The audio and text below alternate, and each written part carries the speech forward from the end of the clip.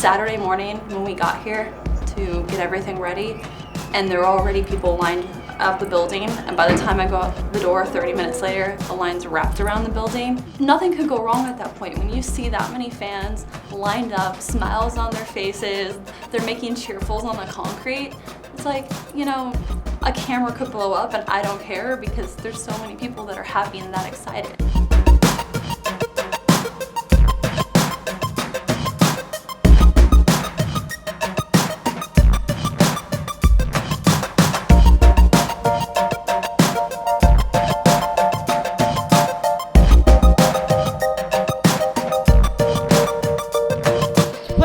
Simply because it's fun. If you like competition, this game is for you.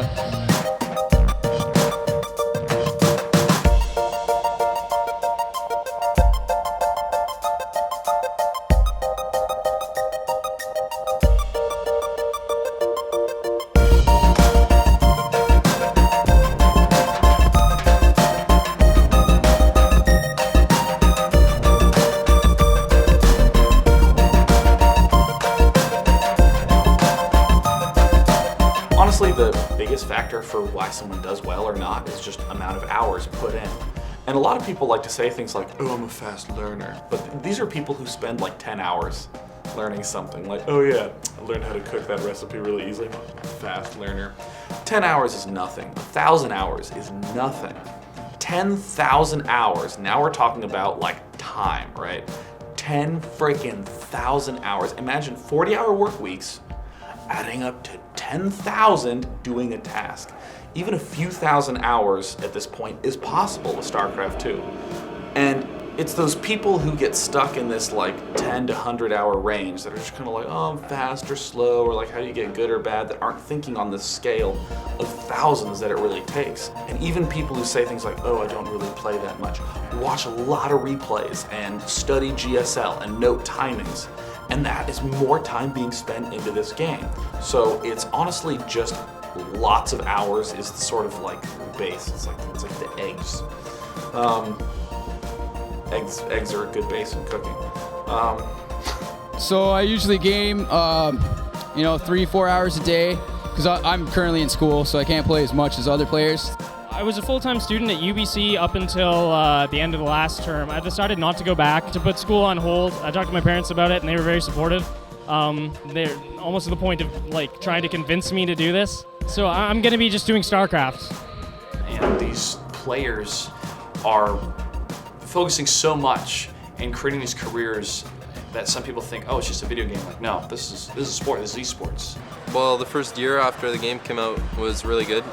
I was pretty famous and winning tournaments and stuff.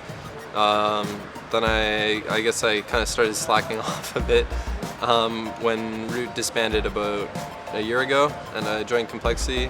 I don't know, I kind of lost some motivation to practice a lot, I guess. But yeah, the last 2 months since we remade Root and I've been living in Peru, been practicing pretty hard. So like the Koreans, they're pretty good, but they play way more than me. And when I played StarCraft 1, I was one of the best 2v2 players, and I just played a crap ton of games.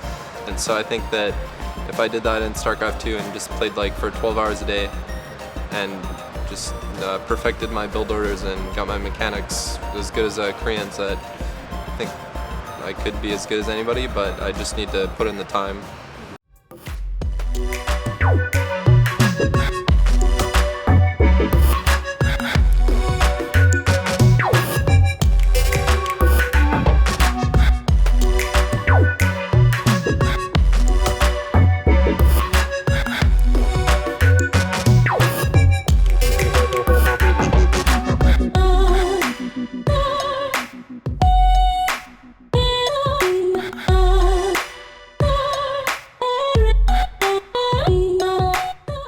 On most weekends, on Thursday, I'll get on a plane and go somewhere and then do an event all weekend. So an event weekend is like a bunch of 16-hour days.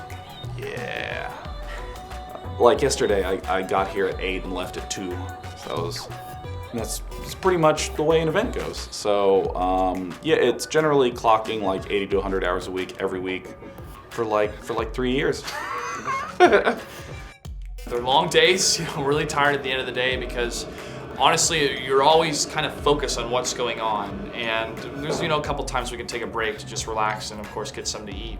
But being in that ready mode and kind of having that adrenaline pumping all day long can get really, really fatigued at the end of the day, but it's a lot of fun. And to see so many people enjoying these esports events and keep coming out to it, we know that we're putting on great shows and that this is not a fad or something's going to go away, that it's a legitimate community, it's a legitimate tournament.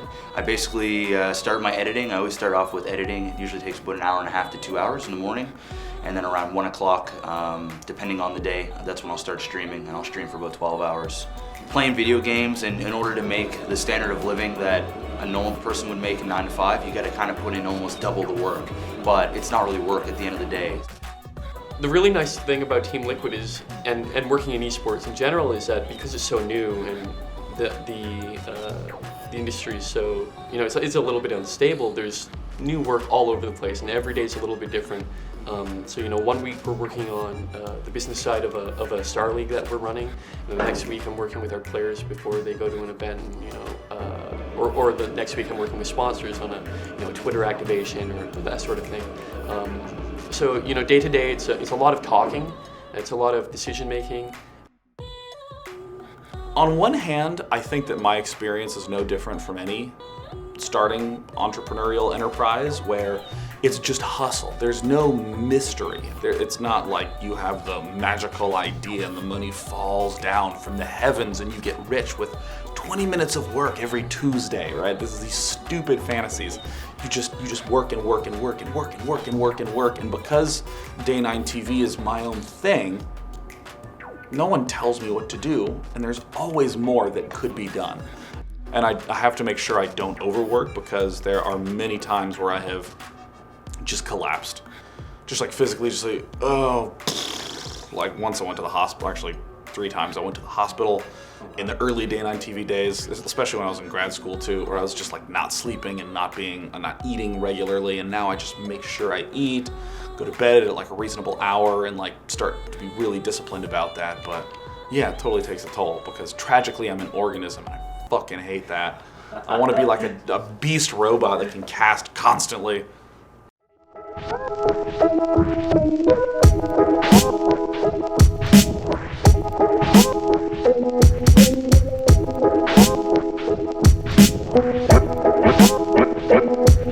Once I go out that door, you'll be in total darkness and total silence.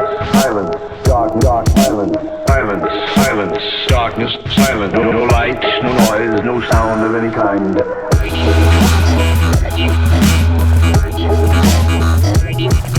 I want Hug to win.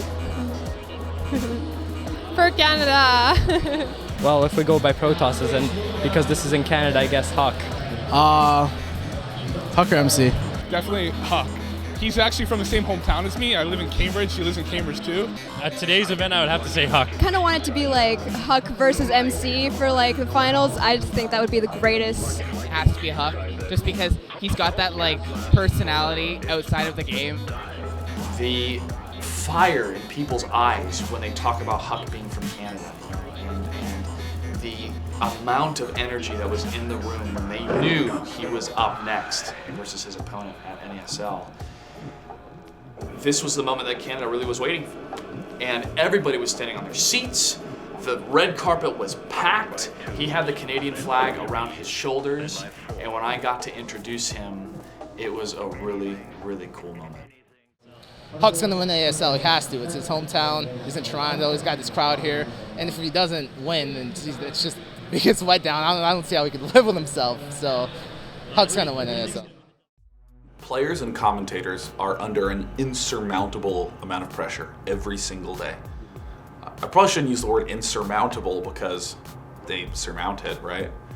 But I still will stick with that word because that's what it feels like. I mean, just seeing Huck like lose 0-3 and having seen his play at high levels, constantly at tournaments since the dawn of Starcraft 2 time, you could tell that he was just off his game. and that he was getting more frustrated as the games went on. It just breaks your heart because like he steps out and there's a whole bunch of people who just look at him, and just that feeling is terrible. And I'm hoping that within 5 years, ideally, though I think it'll take more, ideally within 5 years there will be that support structure, because right now if you're a player or commentator and you have a terrible, awful experience and you need to go back to your hotel room and cry, there's no manager or person who will go, look, you're strung out, you need 2 weeks in the Bahamas to chill out, just relax, get away, PR will take care of everything. You don't have that. You basically rely on your friends and your family. And that's it, right? I mean, it's tough in that sense, but you do it because you love it. StarCraft 2 is awesome.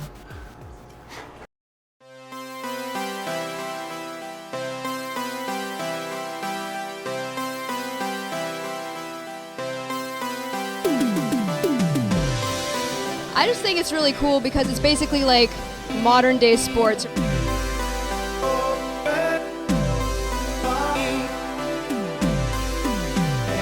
It's extremely complex, it's extremely difficult, there's so much to learn.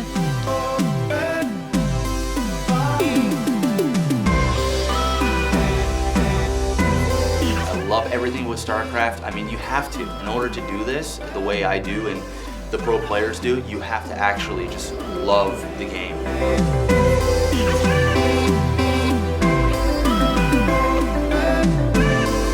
It's a game that you don't just, you don't just sit down and mash buttons. You don't just sit down and be good at it. You have to really work at it. StarCraft's kind of like real life, man. You're not going to get anything out of it unless you put a lot into it. You have to really work at it to be successful. And that's cool.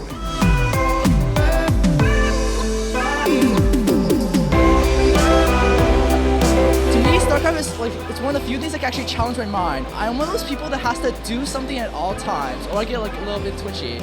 StarCraft is sort of like a combination between chess and piano.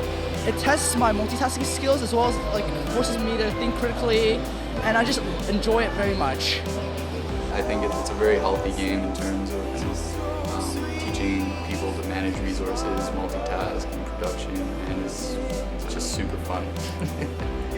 It's not just a game, like it's gotten to the point where you don't have to be good at it to be involved in the community, to make a potential career out of it. It's something that you can be surrounded by something you love. It kind of broke my love of general games because now I don't feel as involved. I'm like, I don't just want to smash buttons, I want to smash buttons with like a reason to do it, and I feel that StarCraft makes me like grow as a person. I just like the game.